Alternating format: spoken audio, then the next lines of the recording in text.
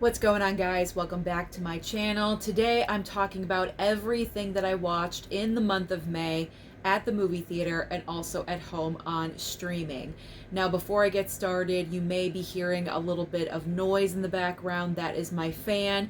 I am keeping it on because right now it's about 90 degrees, so I don't have any air conditioning in the room yet, and so I don't die and pass away. I have to have a fan on, otherwise it's not going to be a good situation. I don't want to literally melt in front of you here on camera, so I need the fan on. So let's get started with what I watched at the movie theater, beginning with Thunderbolts. I absolutely had to go and check out this movie, and I was very happy with the film. I know a lot of other people had some mixed reviews. Critics actually really enjoyed the movie. It had a high Rotten Tomatoes score. I did not mind the entire mental health storyline that was built into this movie. I thought Florence Pugh was great. She's pretty much the leader of the Thunderbolts. She was really taking the charge of everything. David Harbour, of course, is there as the comedic relief. I thought there were great action sequences. The one with Bucky with the motorcycle is my personal favorite action sequence of the movie.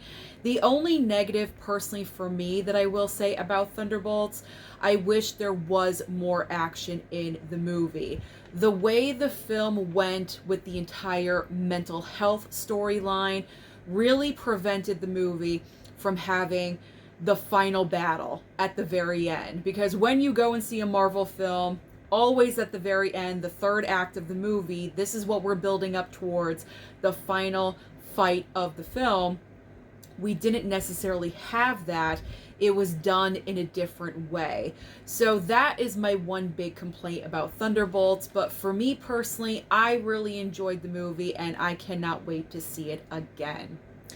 The next film I went to go and check out was The Surfer. Now, if you did not hear about this movie, no worries. It was a very limited release. It was not in theaters for very long. And the only reason I went to go and see this movie is because it starred Nicolas Cage. My man, Nicolas Cage. I have to support him. I have to go. Even if the movies are questionable, I gotta go support Nick Cage. So that's the reason why I went to go and see The Surfer. Now, with this movie-going experience, I have not felt this way about a movie since I went to go and see Uncut Gems in the theater. I was so anxious the entire time watching The Surfer. It was unbelievable.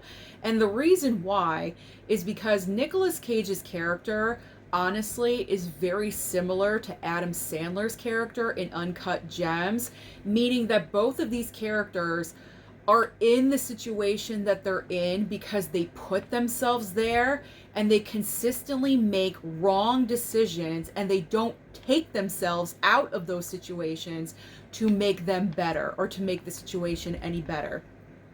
So it's kind of like Uncut Gems Part 2, personally for me. And oh my gosh, I wanted to wring Nicolas Cage's character's neck in this movie because literally all of these horrible things are happening to him as the movie goes on, and it just keeps getting worse and worse. And if he would simply just leave a location and go somewhere else, everything would be fine and all of these horrible things would not be happening to him. But he's just so stubborn. He has something like ingrained in his brain and he will not leave the beach. And it's ridiculous. It's honestly ridiculous. It's just one of those movies you have to see to believe it kind of thing. It might be a one-time watch for me. I don't know. Maybe possibly I will watch it again. I think I gave it a 3-star on my Letterboxd. Didn't love it. Didn't hate it.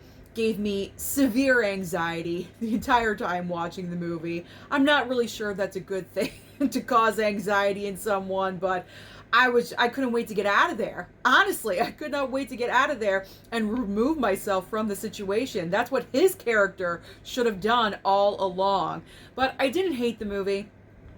If it lands on streaming somewhere, I'll give it a chance. I mean, if it comes out on physical media, I'm probably going to have to pick this thing up because it is Nicolas Cage and I need it for the collection. So, you know, down the line, you know, 3-4 years down the line, when I can pick up physical media again, I'll get it when it's like $6. $6 Blu-ray, then I'll pick up The Surfer.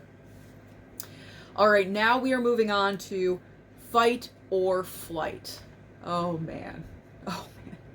So this is the movie, if you blinked, you probably missed it. It stars Josh Hartnett.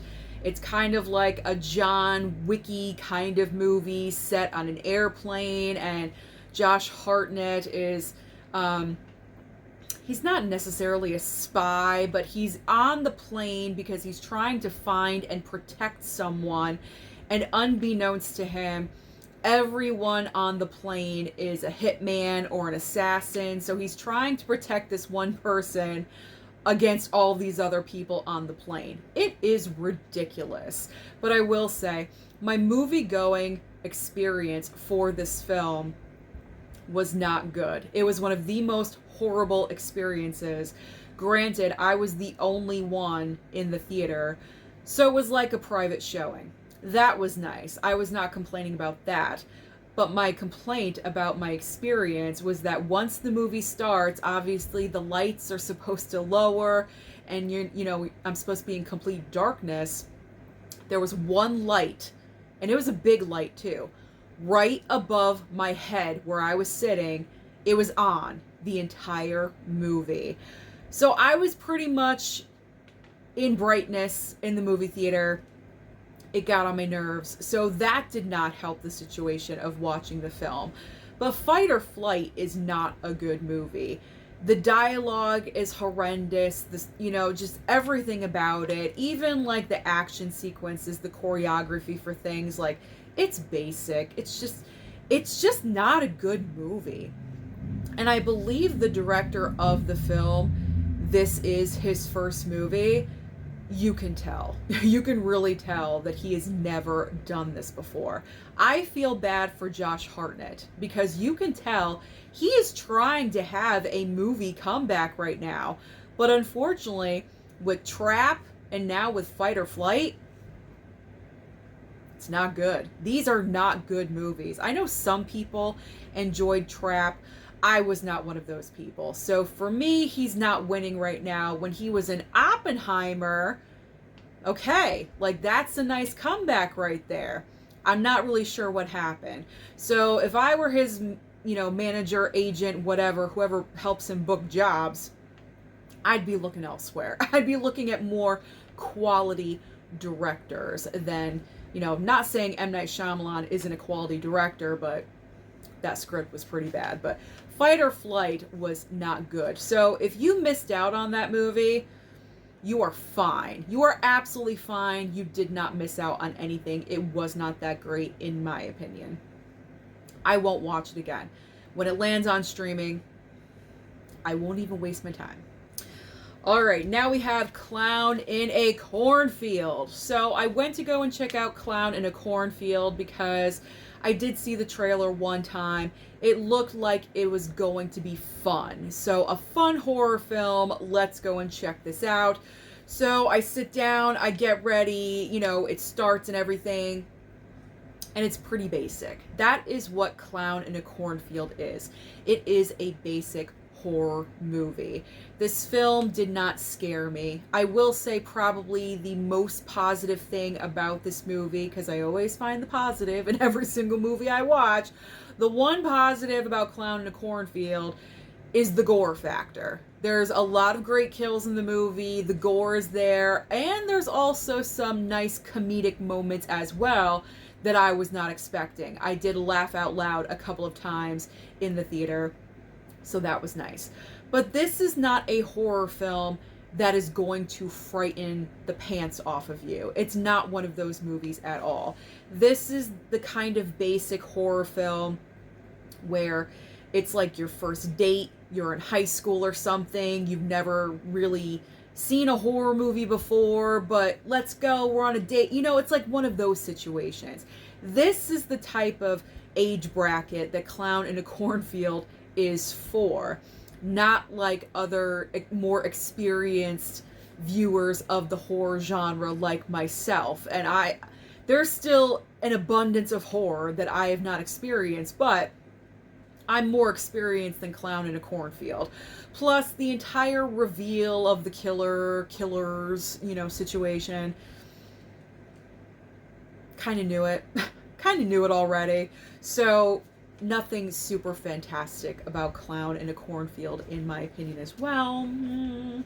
Alright. But now we're going to talk about an amazing horror film, Final Destination Bloodlines. Oh my gosh, what a 180 turnaround from Clown in a Cornfield to Final Destination Bloodlines. I had such an amazing time watching this movie. I had so much fun. I did rewatch the entire franchise before going in for Bloodlines because it had been a few years since I had seen the entire franchise for the first time, actually. I had seen select movies, but I don't think I saw 4 and 5. I had seen 1, 2, and 3 in the past, like way back in the past, but not 4 and 5. And so I wanted to watch the entire franchise, so I revisited all of them, and it was such a great opportunity for me to, revisit all of these movies, so that was a fun time. I will say, the opening sequence for Final Destination Bloodlines is like second place out of the entire franchise. It will always forever be Final Destination 2 is number 1 because the entire highway log truck situation, that scared an entire generation. Okay, so because of that, that is something that we all feel and we all know. If we are driving on the highway and I find myself behind a truck like that, I move over. I do not stay behind a truck. And there's an entire generation of people that feel the exact same way that I do.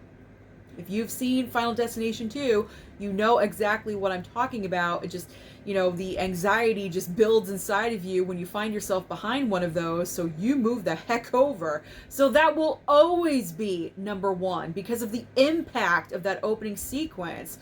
But Bloodlines, that opening sequence was so fantastic. It was so elaborate. We have fire, we have glass breaking. It's in a completely different time period. We're in like the 50s or the 60s.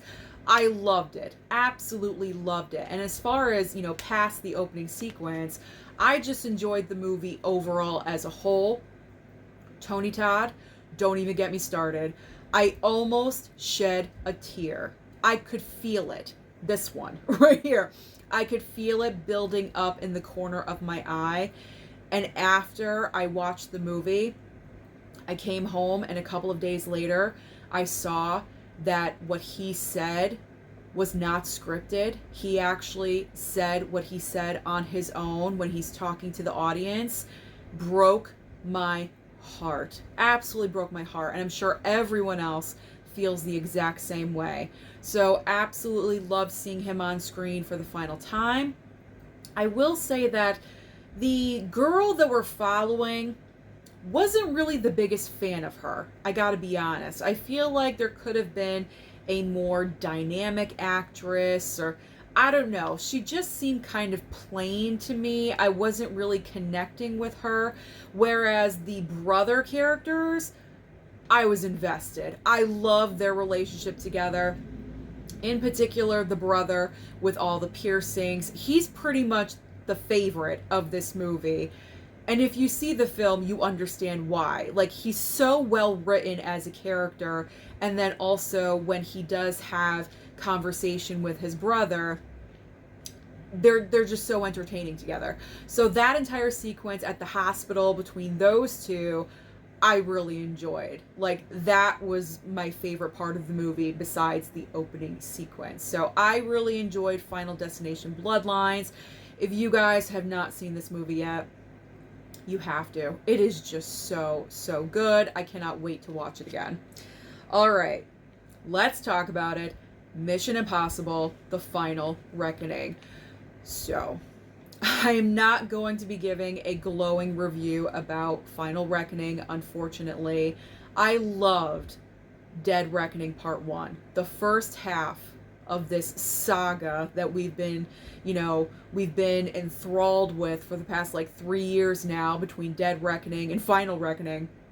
The first half I loved.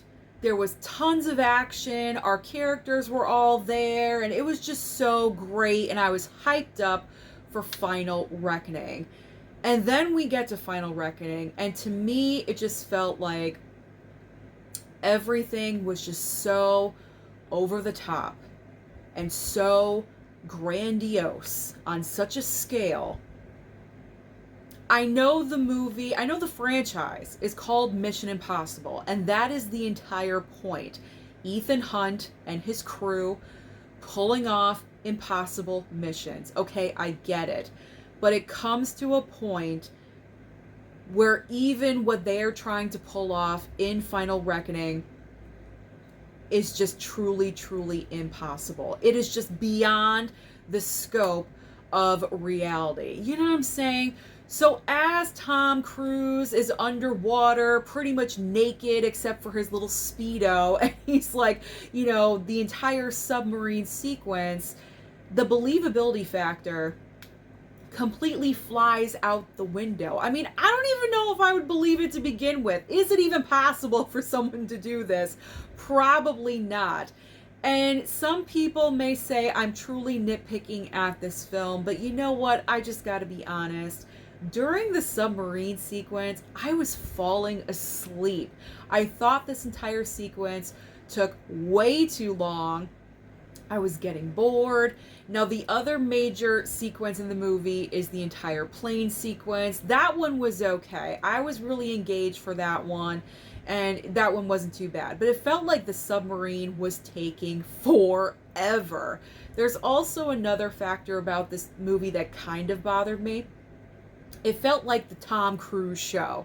Now, this is his franchise. Okay, don't get me wrong. I know he is the focus of the film, but I felt like in Final Reckoning, his crew really were in the background of this movie, and I don't think that they were featured as much as previous crews in other movies, like the early Mission Impossible. It just felt like those movies, his crew was just more involved, and it felt like in Final Reckoning, they were just pushed off to the side, and it's all focused on Tom Cruise, and that's it.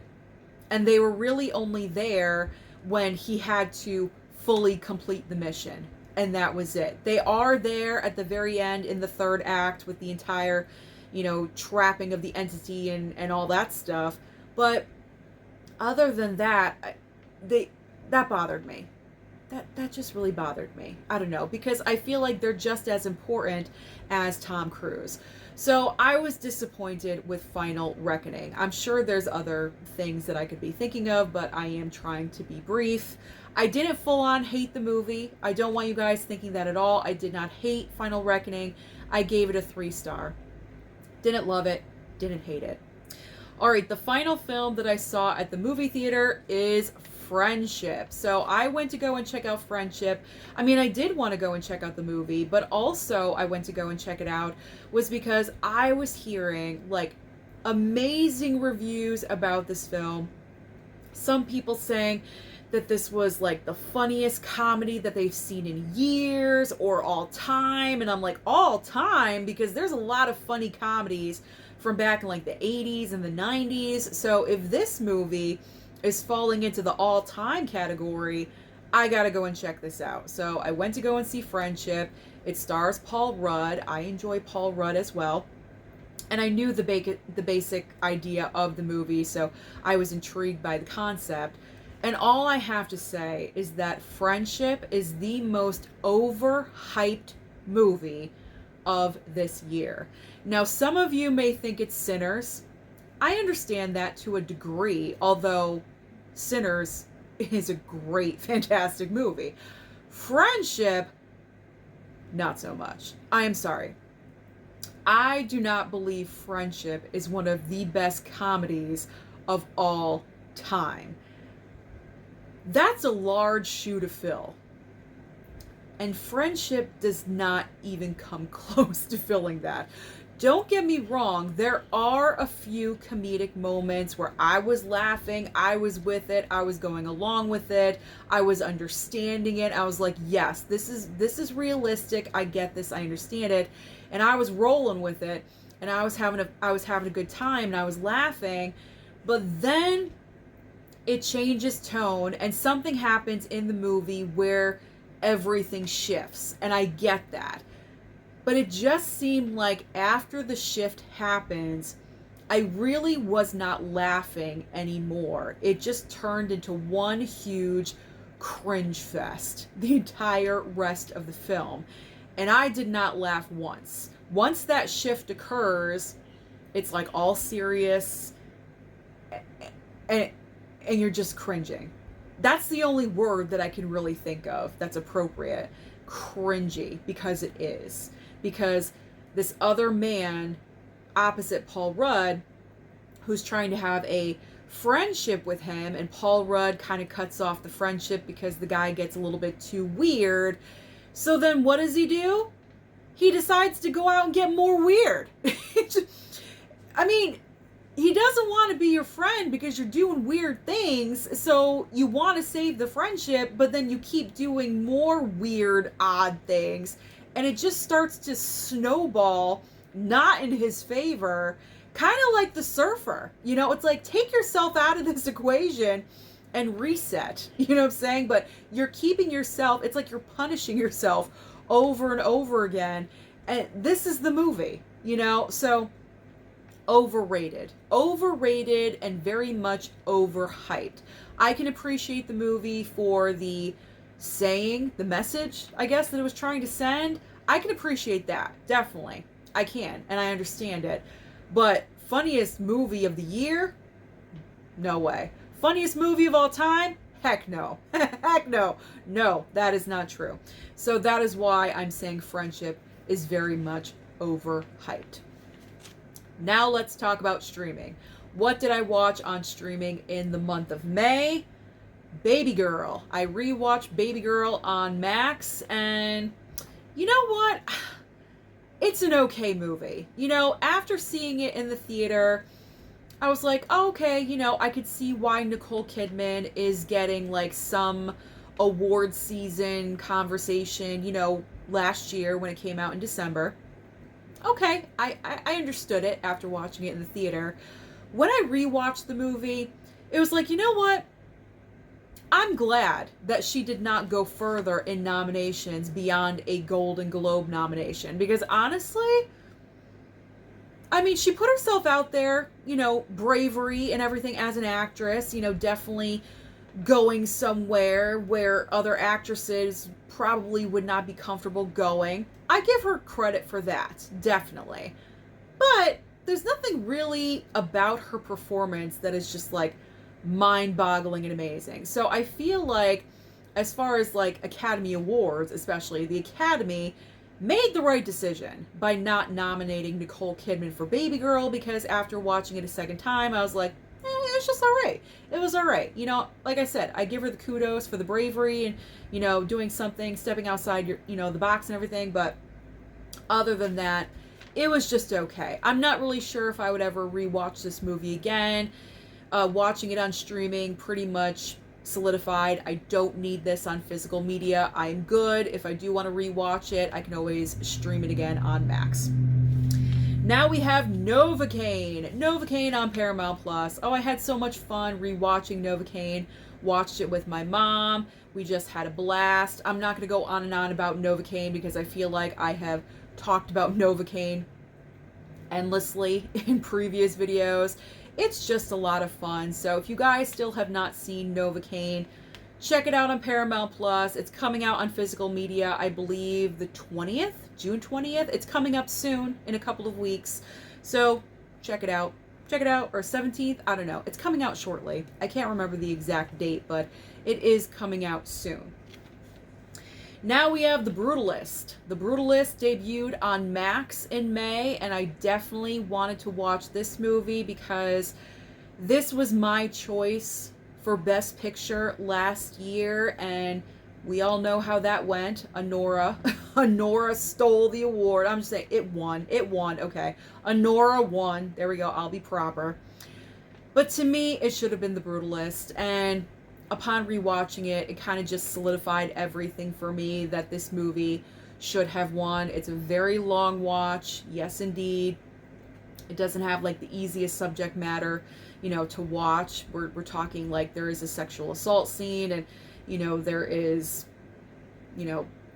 drug abuse, drug addiction, and all sorts of things, all sorts of topics, hatred, and that we're dealing with a lot of issues in The Brutalist. So it's not the easiest movie to watch. You do have to be in a certain mindset to watch that movie, but I'm happy that I did rewatch the film. Plus, there's the time factor. It's like 3.5 hours long, so you have to literally carve out time to watch this movie. Like, you got to make sure you're not going anywhere for the rest of the night. You should start it at like 4 p.m., okay, to get it done in time, because I'm sure you'll be taking a lot of bathroom breaks. All right. Moving on next, we have You Season 5 on Netflix. Finally finished You. I feel like this series has gone on forever, but it's only 5 seasons. But I really enjoyed watching the entire series of You. I've watched it ever since season 1, and I'm sure I'm not the only one or the only female that's going to mention this, but like, even though we know Joe Goldberg as a killer, there's just something about him. Okay, like there's just something about him. He is charming. He's obviously good looking. So watching season 5 and watching everything unfold, I was kind of rooting for him in a way, which sounds so messed up. But like I said, I'm probably not the only one that was rooting for Joe. I was rooting for Joe. I really, really was. And after everything unfolded and the final episode and all of that, and I'm laying on my bed after I was done, I'm thinking about it, and I'm like, what is wrong with me? What is wrong with me? Why am I rooting for a serial murderer to like get away scot-free? I don't know. But all I will say is that I'm glad I finally am done with You. It was time for the series to end. They probably should have ended it season 4, but I'll take another season of Joe Goldberg. That's fine. So finally wrapped up You. That is off the list. That is good. And the final item that I streamed, Good American Family, over on Hulu. This is a show, if you did not see this, it is surrounding the entire story of, what's her name? Natalia Grace. I have it written down. Natalia Grace and her adoptive parents, that entire situation. I knew bits and pieces about the case, but I was curious about more details about it. And let me tell you something. I watched all 8 episodes of this show. I still don't know what to believe. I honestly don't. Some things, some parts about the story I'm still confused about. Did she lie about her age? Did she not? If she didn't, then they really did abandon her. Like, this is awful. Like, this whole case is just so awful and so terrible. But one of the reasons why I did want to watch the show is because Ellen Pompeo, who plays the adoptive mother of Natalia Grace's character in the show, she was in there. And I'd really only seen her in Grey's Anatomy. Like, I like her as an actress, and anything she does outside of Grey's Anatomy, she's not even really on that show anymore, but anything that she does, I'm curious. So that's really the reason why I was interested in watching that show. But man, once I started watching it, I could not stop. I think I binged all 8 episodes in a weekend because I just had to finish it. It kind of just like sucked you in. So if you're interested in a story, or if you're tired of watching like documentaries about the case, because I know there's a couple documentaries floating out there about Natalia Grace's story. If you'd rather watch a show, Good American Family, Hulu, or it's on Disney Plus as well. So you can check out that show on either one of those streaming services. So that is everything that I watched in the month of May. at the movie theater and also at home on streaming. So comment down below.